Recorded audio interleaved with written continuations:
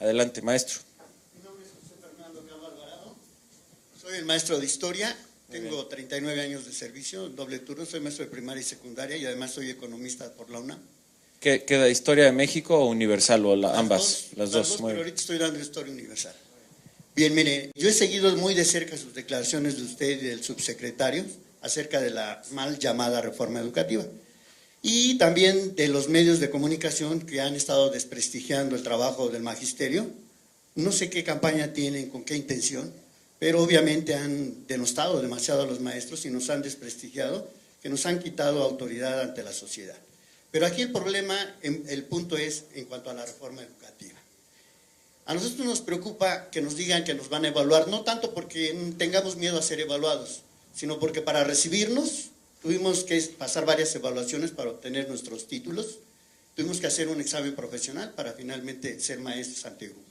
Y así lo hemos obtenido la mayoría de los que estamos aquí.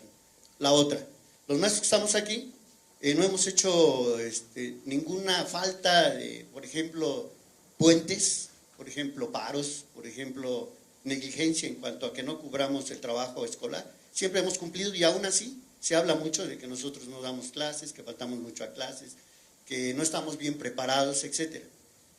Así como yo le estoy diciendo qué grados tenemos de preparación, hay otros compañeros que tienen otros grados, inclusive superiores, porque tienen maestrías, muchos compañeros. Entonces, eso echa abajo esta campaña de desprestigio del magisterio. Ahora, estamos en contra de esta campaña de desprestigio, porque no es que estemos en contra de que se nos evalúe o que nos actualicemos, sino la forma en que se está haciendo o se está manejando. Una reforma educativa empieza por un diagnóstico, y a partir de ese diagnóstico se evalúa, en este caso está hablando del gasto educativo en cuanto al dinero, está hablando de que se van a cubrir más o menos 33,000 escuelas del país.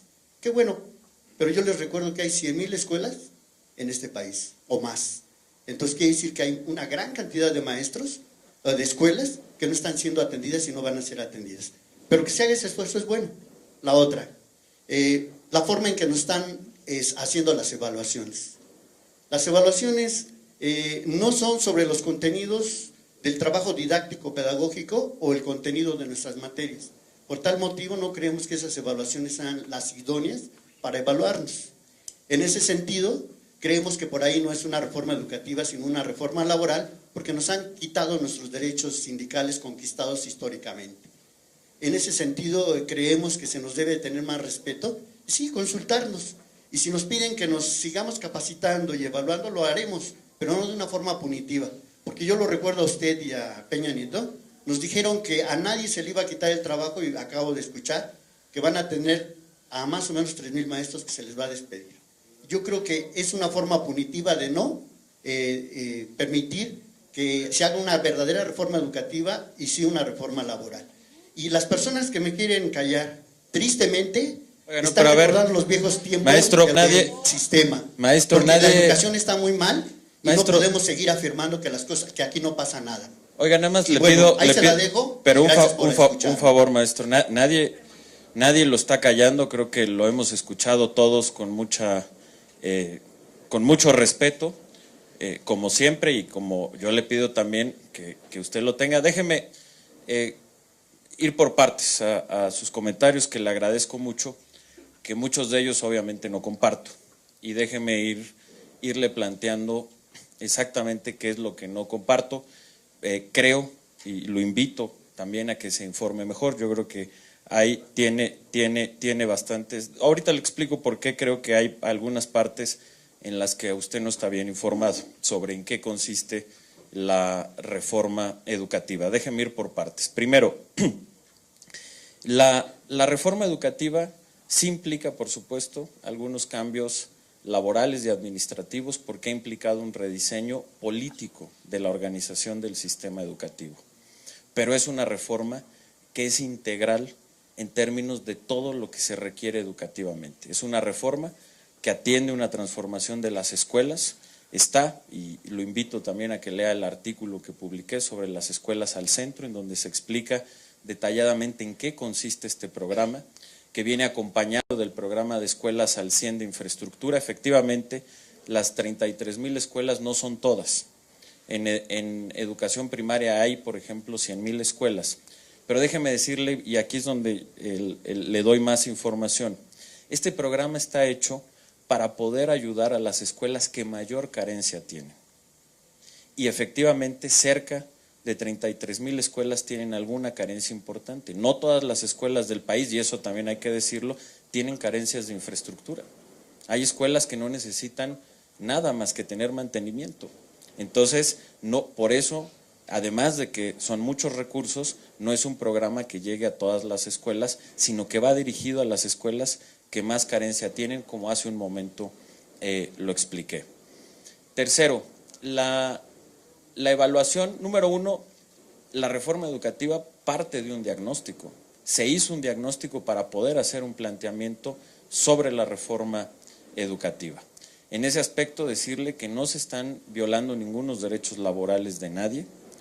La reforma fue aprobada por el constituyente permanente y además ha sido plenamente avalada por la Suprema Corte de Justicia. No se violan los derechos de absolutamente nadie.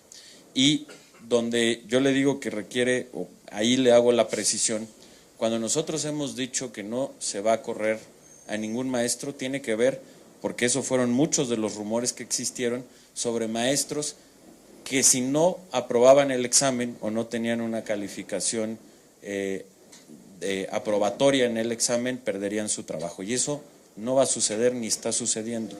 Quienes obtuvieron una calificación insuficiente en la evaluación no están perdiendo su empleo, nadie, ni ninguna de sus prestaciones, simplemente tendrán capacitación para repetir el examen este mismo año. Quienes sí han perdido su empleo, porque en eso la ley es muy clara, le invito a que la lea y la conozca, es obligatorio, la ley del servicio profesional docente dice que la evaluación es obligatoria y la sanción o la consecuencia de no presentarse a la evaluación es que se les da de baja, y eso está clarísimo. Y tan es así que por ello no solamente dimos el día de la evaluación, sino que partiendo de que fue la primera vez que se hacía la evaluación, en todo el país se ha dado una segunda fecha para aquellos maestros que no pudieron ir en la primera, la pudieran presentar en la segunda. Y estamos hablando afortunadamente de una minoría.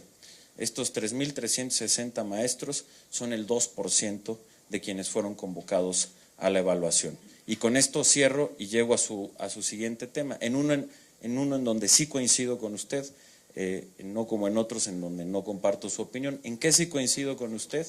En que ha sido muy injusto cómo por unos cuantos maestros, que son la minoría, pero que son maestros que no cumplen la ley, que dejan a los niños sin clases, que hacen manifestaciones de manera violenta. Todo el mundo tiene derecho a manifestarse, pero nadie tiene derecho a dejar a un niño sin clases. Nadie, nadie. La libertad de expresión está garantizada y por eso digo, todo el mundo tiene derecho a marchar, pero nadie tiene derecho, maestro, nadie tiene derecho, nadie, a por una marcha dejar a un niño sin clases. Y ya lo dijo la Suprema Corte de Justicia, no hay derecho por encima del derecho a una educación de calidad que hoy tienen gracias al artículo 3º de la Constitución, maestro, que lo invito a que lo conozca, de los niños de este país. Entonces, todo el mundo tiene derecho a manifestarse, se pueden manifestar sin dejar a los niños sin clases en las tardes. Eso no pasa, maestro. Y por esos cuantos maestros, pero en eso yo coincido con usted, por esos cuantos maestros ha habido, desafortunadamente sí, un cuestionamiento a la inmensa mayoría de los maestros, que son como los que están aquí y a los cuales yo estoy conociendo en mis recorridos por las escuelas y que son maestros que llegan a tiempo, que dan sus clases, que destinan más allá de su jornada laboral de tiempo para planear, para calificar, que muchas veces ayudan poniendo de sus propios recursos para sus clases, para sus materiales educativos y que son grandes maestros. Y en gran medida la evaluación nos lo está demostrando. La evaluación, si algo que demuestra es lo que ahorita usted también platicó, que efectivamente pues muchos de ustedes, los maestros, se han formado bien y hoy lo están demostrando en la evaluación y eso nos da mucho gusto. Únicamente, maestro, únicamente el 15% de los maestros que se presentó a la evaluación tuvo un resultado insuficiente. Tendrá que llegar el momento en que no haya ninguno con resultado insuficiente. Pero aquí estamos hablando de que el 85% tuvo un resultado suficiente. Y no solo suficiente, más allá de eso, 36% tuvo un resultado suficiente, 40% tuvo un resultado bueno y 8% tuvo un resultado destacado. Que por cierto, quienes estuvieron con un resultado destacado tendrán a partir de la segunda quincena de mayo y retroactivo al 16 de febrero un incremento de 35% sobre su sueldo base, en reconocimiento a esa labor que se tuvo en la evaluación. Y además tendrán acceso preferencial a los créditos que da el ISSSTE, tanto de vivienda como personales. ¿Por qué? Porque es muy importante también reconocer a quienes están demostrando que son maestros de excelencia. Entonces, yo comparto con usted y tenemos que trabajar, y es parte de las visitas que yo hago a las escuelas, precisamente acompañados, y yo agradezco aquí a los compañeros de los medios de comunicación, porque nos están ayudando a transmitir una nueva realidad, una realidad que existía pero que no se demostraba, en donde tenemos maestros, padres de familia que cumplen y que se involucren. Entonces, para concluir, maestro, uno, le agradezco que esté aquí, agradezco que haya planteado sus puntos de vista, de verdad, créame, así lo estoy recorriendo escuela por escuela y me interesa mucho escuchar con mucho respeto. Yo le agradezco también a usted que me haya escuchado con respeto. Es normal que no siempre vamos a estar de acuerdo, es lo que pasa en un país democrático. Usted tiene sus puntos de vista que respeto, mas no todos los comparto, hay algunos que sí, como este en concreto. Y bueno, yo entiendo que usted tampoco comparta necesariamente los míos, pero lo que yo le agradezco, porque esto es bien importante, es que demostremos que nos podemos sentar y dialogar. Y con toda apertura, yo creo que usted vino y pudo decir todo lo que quería, y aquí lo escuchamos con mucho gusto.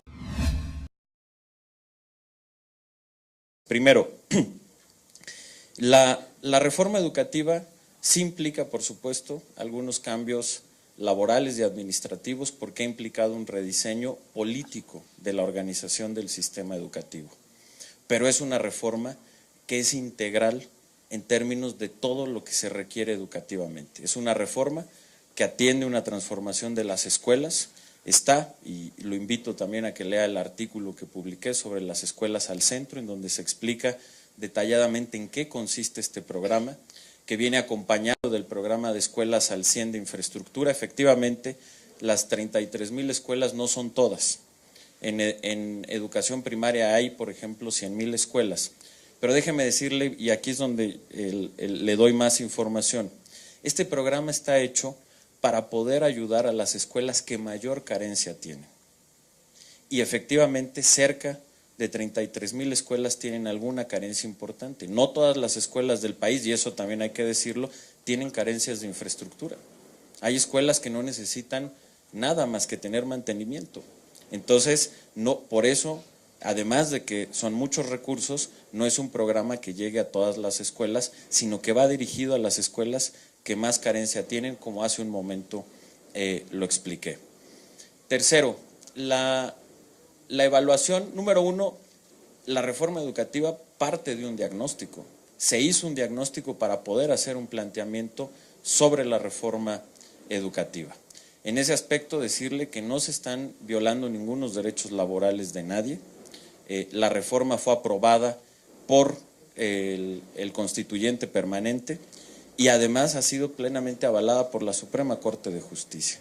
No se violan los derechos de absolutamente nadie. Y donde yo le digo que requiere, o ahí le hago la precisión, cuando nosotros hemos dicho que no se va a correr a ningún maestro, tiene que ver, porque eso fueron muchos de los rumores que existieron sobre maestros que si no aprobaban el examen o no tenían una calificación aprobatoria en el examen, perderían su trabajo. Y eso no va a suceder ni está sucediendo. Quienes obtuvieron una calificación insuficiente en la evaluación no están perdiendo su empleo, nadie, ni ninguna de sus prestaciones, simplemente tendrán capacitación para repetir el examen este mismo año. Quienes sí han perdido su empleo, porque en eso la ley es muy clara, le invito a que la lea y la conozca, es obligatorio la ley del servicio profesional docente dice que la evaluación es obligatoria. Y la sanción o la consecuencia de no presentarse a la evaluación es que se les da de baja, y eso está clarísimo. Y tan es así que por ello no solamente dimos el día de la evaluación, sino que partiendo de que fue la primera vez que se hacía la evaluación, en todo el país se ha dado una segunda fecha para aquellos maestros que no pudieron ir en la primera, la pudieran presentar en la segunda. Y estamos hablando afortunadamente de una minoría. Estos 3.360 maestros son el 2% de quienes fueron convocados a la evaluación. Y con esto cierro y llego a su siguiente tema, en uno en donde sí coincido con usted, no como en otros en donde no comparto su opinión. ¿En qué sí coincido con usted? En que ha sido muy injusto cómo por unos cuantos maestros, que son la minoría, pero que son maestros que no cumplen la ley, que dejan a los niños sin clases, que hacen manifestaciones de manera violenta. Todo el mundo tiene derecho a manifestarse, pero nadie tiene derecho a dejar a un niño sin clases. Nadie, nadie.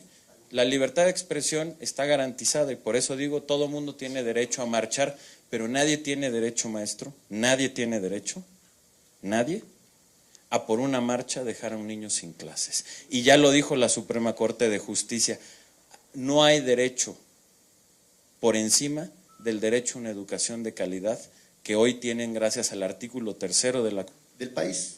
Qué bueno, pero yo les recuerdo que hay 100,000 escuelas en este país, o más. Entonces quiere decir que hay una gran cantidad de maestros, de escuelas, que no están siendo atendidas y no van a ser atendidas. Pero que se haga ese esfuerzo es bueno. La otra, la forma en que nos están haciendo las evaluaciones. Las evaluaciones no son sobre los contenidos del trabajo didáctico pedagógico o el contenido de nuestras materias. Por tal motivo no creemos que esas evaluaciones sean las idóneas para evaluarnos. En ese sentido, creemos que por ahí no es una reforma educativa, sino una reforma laboral, porque nos han quitado nuestros derechos sindicales conquistados históricamente. En ese sentido, creemos que se nos debe tener más respeto, y sí, consultarnos. Y si nos piden que nos sigamos capacitando y evaluando, lo haremos, pero no de una forma punitiva. Porque yo lo recuerdo a usted y a Peña Nieto, nos dijeron que a nadie se le iba a quitar el trabajo y acabo de escuchar que van a tener a más o menos 3,000 maestros que se les va a despedir. Yo creo que es una forma punitiva de no permitir que se haga una verdadera reforma educativa y sí una reforma laboral. Y las personas que me quieren callar, tristemente, están recordando los viejos tiempos maestro, del sistema. Maestro, porque la educación está muy mal y maestro, no podemos seguir afirmando que las cosas, que aquí no pasa nada. Oiga, nada más y le bueno, pido, ahí se la dejo, pero un favor, maestro, nadie lo está callando, creo que lo hemos escuchado todos con mucho respeto, como siempre, y como yo le pido también que usted lo tenga. Déjeme ir por partes a sus comentarios, que le agradezco mucho, que muchos de ellos obviamente no comparto, y déjeme irle planteando exactamente qué es lo que no comparto. Creo, y lo invito también a que se informe mejor, yo creo que ahí tiene bastantes, ahorita le explico por qué creo que hay algunas partes en las que usted no está bien informado sobre en qué consiste la reforma educativa. Déjeme ir por partes. Constitución, maestro, que lo invito a que lo conozca, de los niños de este país. Entonces, todo el mundo tiene derecho a manifestarse, se pueden manifestar sin dejar a los niños sin clases en las tardes. Eso no pasa, maestro. Y por esos cuantos maestros, pero en eso yo coincido con usted, por esos cuantos maestros ha habido, desafortunadamente sí, un cuestionamiento a la inmensa mayoría de los maestros, que son como los que están aquí y a los cuales yo estoy conociendo en mis recorridos por las escuelas, y que son maestros que llegan a tiempo, que dan sus clases, que destinan más allá de su jornada laboral de tiempo para planear, para calificar, que muchas veces ayudan poniendo de sus propios recursos para sus clases, para sus materiales educativos, y que son grandes maestros. Y en gran medida la evaluación nos lo está demostrando. La evaluación, si algo que demuestra es lo que ahorita usted también platicó, que efectivamente pues muchos de ustedes, los maestros, se han formado bien y hoy lo están demostrando en la evaluación, y eso nos da mucho gusto. Únicamente, maestro, únicamente el 15% de los maestros que se presentó a la evaluación tuvo un resultado insuficiente. Tendrá que llegar el momento en que no haya ninguno con resultado insuficiente. Pero aquí estamos hablando de que el 85% tuvo un resultado suficiente. Y no solo suficiente, más allá de eso, 36% tuvo un resultado suficiente, 40% tuvo un resultado bueno y 8% tuvo un resultado destacado. Que por cierto, quienes estuvieron con un resultado destacado tendrán a partir de la segunda quincena de mayo y retroactivo al 16 de febrero un incremento de 35% sobre su sueldo base, en reconocimiento a esa labor que se tuvo en la evaluación. Y además tendrán acceso preferencial a los créditos que da el ISSSTE, tanto de vivienda como personales. ¿Por qué? Porque es muy importante también reconocer a quienes están demostrando que son maestros de excelencia. Entonces, yo comparto con usted y tenemos que trabajar. Adelante, maestro. Mi nombre es José Fernando Cabo Alvarado, soy el maestro de historia, tengo 39 años de servicio, doble turno, soy maestro de primaria y secundaria y además soy economista por la UNAM. ¿Qué queda, historia de México o universal o ambas? Las dos, pero ahorita estoy dando historia universal. Bien, mire, yo he seguido muy de cerca sus declaraciones de usted y del subsecretario acerca de la mal llamada reforma educativa. Y también de los medios de comunicación que han estado desprestigiando el trabajo del magisterio. No sé qué campaña tienen, con qué intención, pero obviamente han denostado demasiado a los maestros y nos han desprestigiado, que nos han quitado autoridad ante la sociedad. Pero aquí el problema, el punto es en cuanto a la reforma educativa. A nosotros nos preocupa que nos digan que nos van a evaluar, no tanto porque tengamos miedo a ser evaluados, sino porque para recibirnos tuvimos que pasar varias evaluaciones para obtener nuestros títulos, tuvimos que hacer un examen profesional para finalmente ser maestros ante grupo. Y así lo hemos obtenido la mayoría de los que estamos aquí. La otra, los maestros que estamos aquí no hemos hecho ninguna falta de, por ejemplo, puentes, por ejemplo, paros, por ejemplo, negligencia en cuanto a que no cubramos el trabajo escolar. Siempre hemos cumplido y aún así se habla mucho de que nosotros no damos clases, que faltamos mucho a clases, que no estamos bien preparados, etc. Así como yo le estoy diciendo qué grados tenemos de preparación, hay otros compañeros que tienen otros grados, inclusive superiores, porque tienen maestrías, muchos compañeros. Entonces, eso echa abajo esta campaña de desprestigio del magisterio. Ahora, estamos en contra de esta campaña de desprestigio, porque no es que estemos en contra de que se nos evalúe o que nos actualicemos, sino la forma en que se está haciendo o se está manejando. Una reforma educativa empieza por un diagnóstico y a partir de ese diagnóstico se evalúa, en este caso está hablando del gasto educativo en cuanto al dinero, está hablando de que se van a cubrir más o menos 33,000 escuelas